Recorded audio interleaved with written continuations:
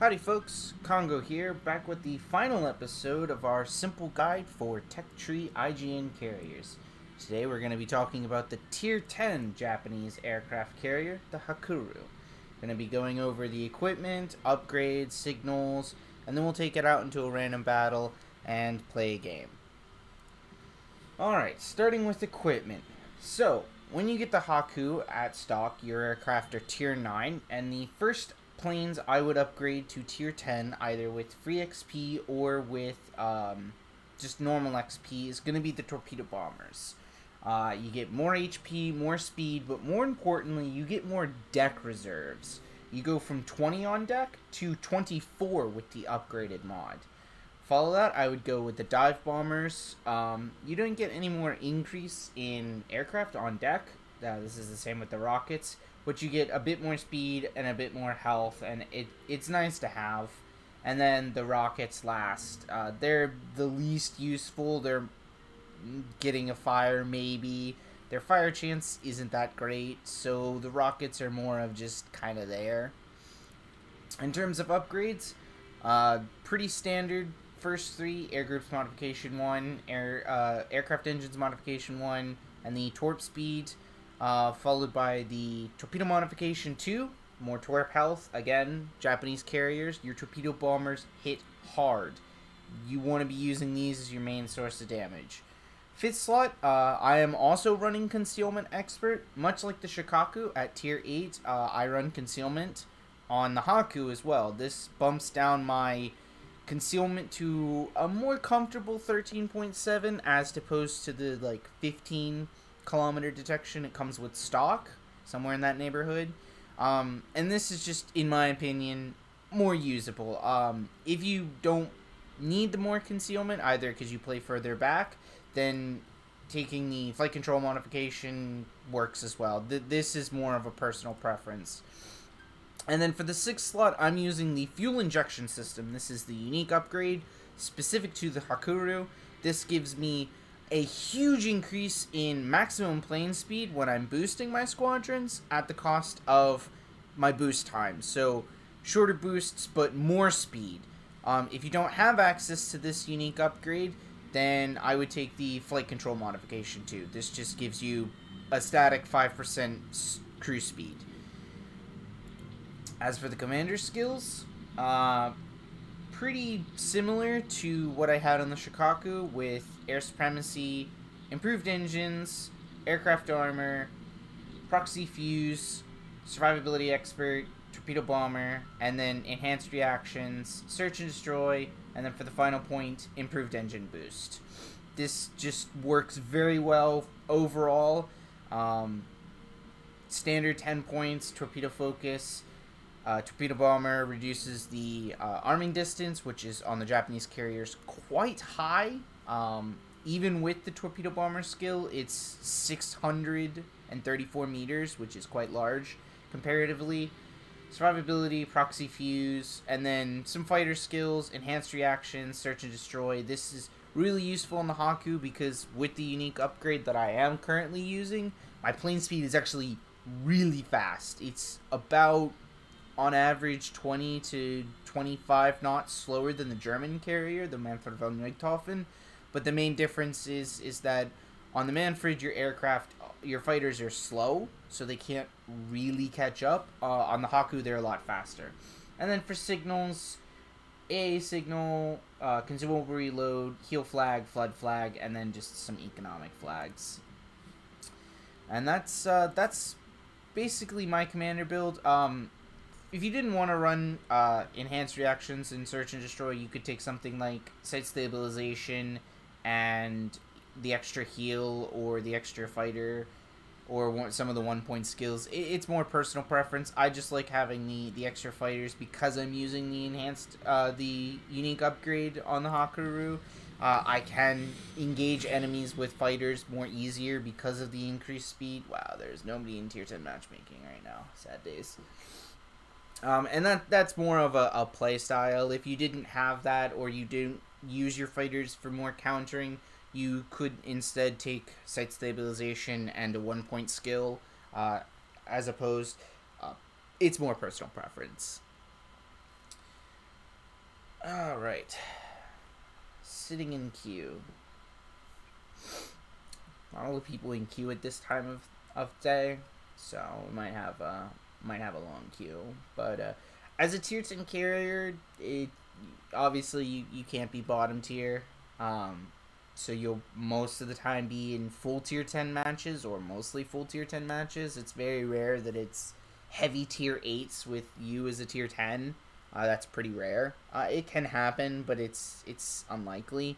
It's usually full tier 10s, or most full tier 10s with a couple tier 8s and 9s.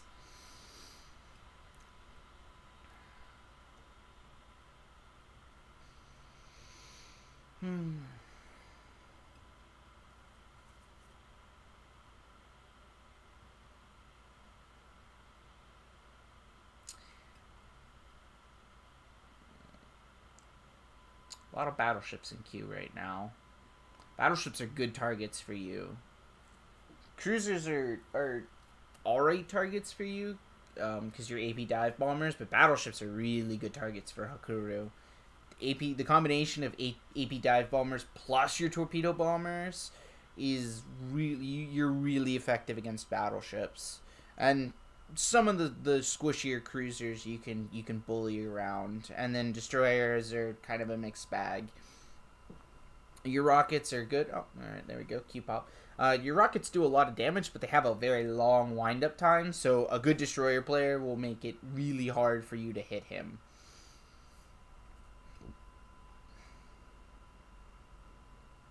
And let's see what we get. And it's a full tier 10. We are against the Manfred, Montana, Vermont, Ohio. That's a lot of AA. Conqueror's AA is not that great. Thunder's AA isn't that great, but he's got a defensive, so it could be kind of annoying. Kremlin, I mean, if any of our battleships shoot HE or any of the cruisers, he'll lose that. Salem, Stalingrad, and then for the destroyers, Holland. Holland's pretty scary. Stalingrad's alright. Salem and Des Moines have pretty good short-range AA. Medium and short-range AA, so their long-range AA is not that good, so we'll have to see where they go. If they put themselves against an island, we could definitely bully them, but we'll just have to see. And then Holland we want to avoid like the plague. Holland has incredibly powerful AA, combined with the fact that she's a destroyer, meaning you won't spot her until you're basically right on top of her. So we're going to take our rocket planes. We're going to pre-drop a wave, safe planes. And we're going to scout the enemy. See if we can maybe find one of the destroyers, maybe get an early little chip on him, give our destroyers an advantage. If not, just kind of spot the enemy fleet, see where they're going.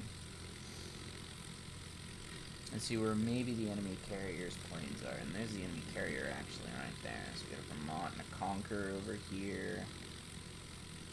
I'm not sure where the enemy carrier's taking his planes. We haven't seen him on the map. He's right here at I-5, so he would think he would be somewhere close. Oh, and we found the Des Moines. I'm actually just going to strike him, because I don't know where the destroyers are. And if I can get a fire, and I didn't, if I'd gotten a fire, I would have gone with either torpedo bombers or dive bombers, and tried to either set up permaflood or chip him for a large amount of damage and maybe break his engine. And one of our DVs is pinging, so I'm going to go over there. I'm going to drop our Darings and Fighters against these AP rockets in case he gets spotted, just so he can take this cap, and then I'm going to go over to D side and spot for them. Drop a fighter there. We're going to make our way over. That fighter will just kind of deter the Manfred from going in and let our Daring slip into the cap, because we don't know what destroyer's over there. We didn't actually get to spot him. It looks like he's going in on the Borgonia, which is with AP rockets, which is interesting, but whatever. So we'll head over here, see if we can spot the destroyer for our Holland. And it was a Shimakaze day, which means if there's a destroyer over here, it's going to be the Holland, which is a very scary destroyer for us. There's a Stalingrad hugging that island over there, so we may consider... and we did in fact find the Holland. And you can just see how fast she melts our planes. Yeah. She absolutely shredded our planes. Just so quickly. And we lost our point giving broadside to an Ohio, which is kind of bad for us. I think I'm gonna go strike this Salem, actually. Because Ohio has the Holland protecting them. The Stalin and the Thunder together are gonna be hard for us to strike. Oh man, we just lost another battleship giving broadside. That's not good. So we could go strike the Salem. He's actually pretty isolated right now. I think that Kremlin's backed off. Yeah, it looks like the Kremlin's backed off, so Salem is actually really vulnerable. Especially because he's reversing right now.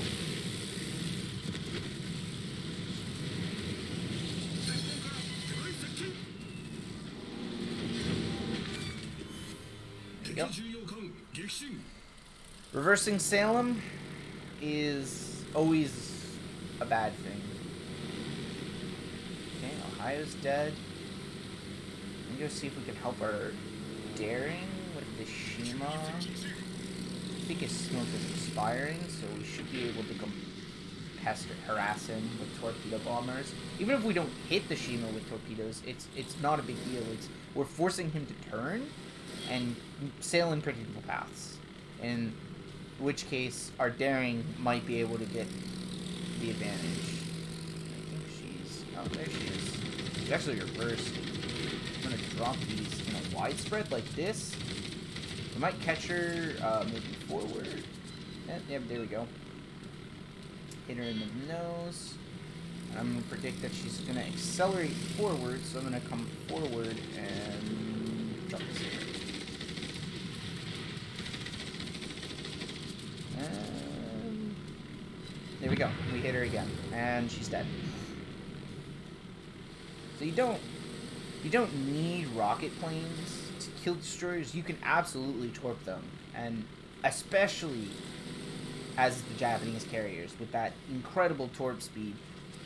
Yes, you're not going to hit them every single time like a Manfred, but when you do hit, you can see there like 2 torp hits, and that Shima basically lost all of his health. Like, these torps are no joke. They hurt a lot. That Conqueror actually turns into a lot sharper than I thought. I'm going to greed for the second drop.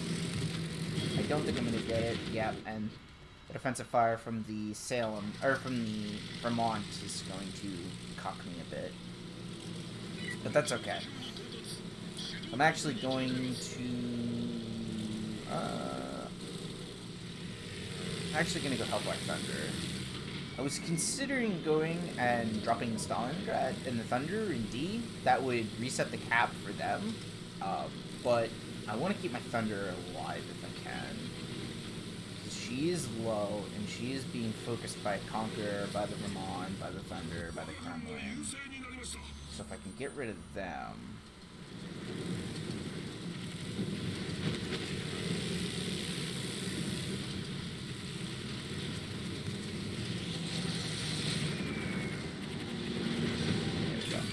Make sure she goes down. Don't let her heal. Don't let her survive. And it looks like the enemy carriers actually put himself in a really bad position. No. Unfortunately, not quite. That's okay. So the enemy carriers put himself in a really bad position.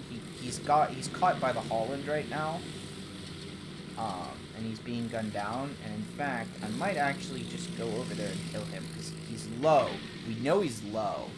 And his fighters are not going to be fast enough to prevent the strike. So we might just pop over there and kill him real quick. Because we know he's low. We just saw his HP was pretty low. Oh, and in fact, we don't even need to. The Bourgogne sniped him from across the map. Ooh. actually killed that guy too. Nice. So that means we can go to D side and help our Slava versus the Thunder and the Stalingrad.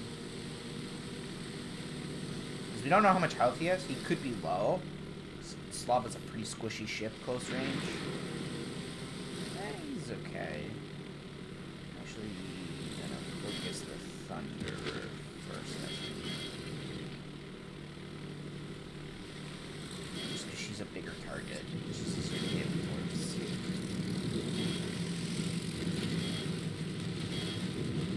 And the Stalingrad's in a kind of awkward position. He's not in the most ideal spot.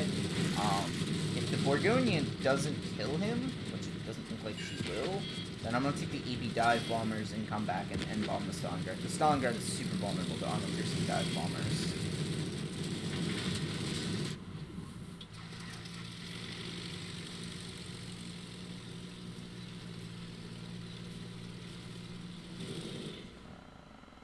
I'm actually going to tell my carrier to turn here and stop.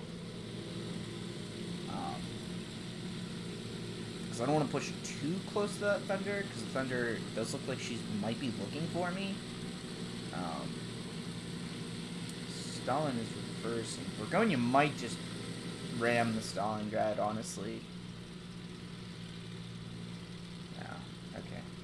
That's fine. We'll go bomb the Stalingrad then. Save some of my boost. She's moving pretty slowly. She's pretty locked in an angle right now because of the wreck of the friendly ship and then the Slava behind her.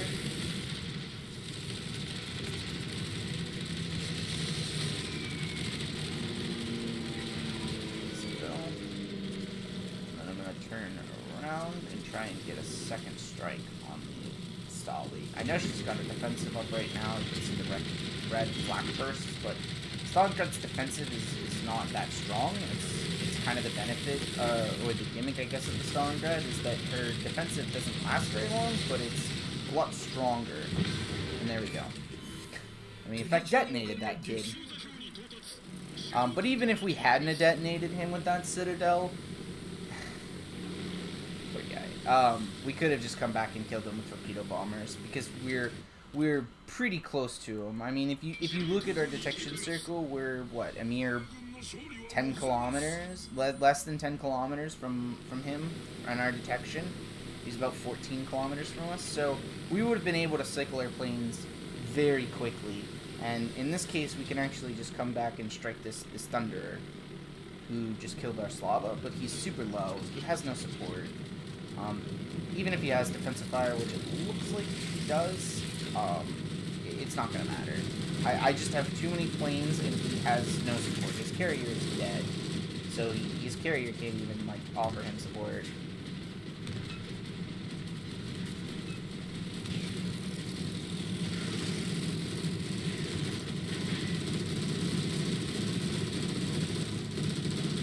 And he's, in fact, flooding, so I don't know if he's holding the repair until I stop striking him, or he just actually repaired, so he might not have had the repair in the first place, but that's okay. He's low, we can just come in and finish him with dive bombers now. And he's the last one left alive on his team, too, so...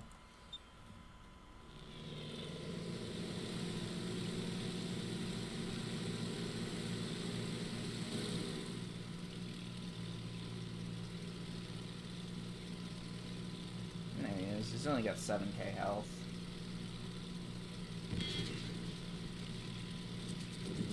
And he just used his defensive fire, so he definitely can't kill our planes in time.